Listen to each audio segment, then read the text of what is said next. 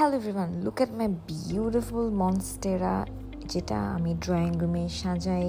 Just look at ইট। এটার গ্রোথটা এত সুন্দর, নতুন পাতাটা গজাচ্ছে।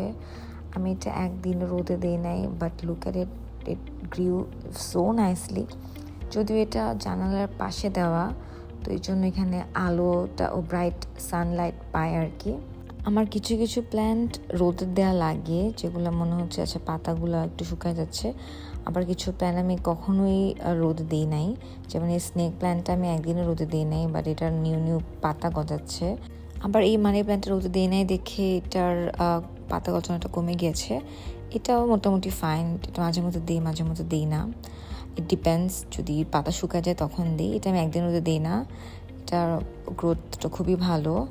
এটাও আমি অত রোদে দিই না, বাট পানিটা ঠিক ভালো মতো দিই। যখনই মাটির পানি শুকায় যায় তখনই আমি আর কি দিই। এই প্ল্যান্টটার খুব বেশি রোদ লাগে, এটা আমি রোদে দিই। এবার যখন পাতাগুলো সুন্দর হয়ে যায় দেন আমি আবার ড্রয়িং রুমে নিয়ে আসি। আর এই মানি প্ল্যান্টটা আমি জীবনেও রোদে দিই নাই, এটা 2.5 বছর হয়ে গিয়েছে আমার ড্রয়িং রুমে থাকে।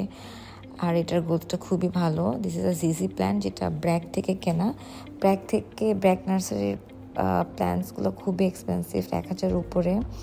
সো এই জিজি প্ল্যান্ট যদি আমি এমনিতে বাইরে কিনতাম তাহলে এটা আমি 500 টাকার মধ্যে উইথ দিস গ্লাস টপ আমি এটা কিনে ফেলতে পারতাম, বাট এটা অ্যাকচুয়ালি খুব এক্সপেন্সিভ।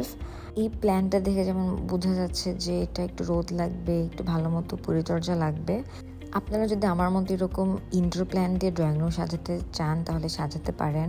গাছগুলো এমন না যে রুমে আনলে মরে যায়, এটার একটু দেখে শুনে রাখতে হয়, পানি দিতে হয় ভালো মতো, একটু আলো ব্রাইট স্পেসে রাখতে হয়, মাঝে মধ্যে রোদে দিতে হয়। So it looks really good. Drawing room indoor plants দেখতে অনেক সুন্দর লাগে।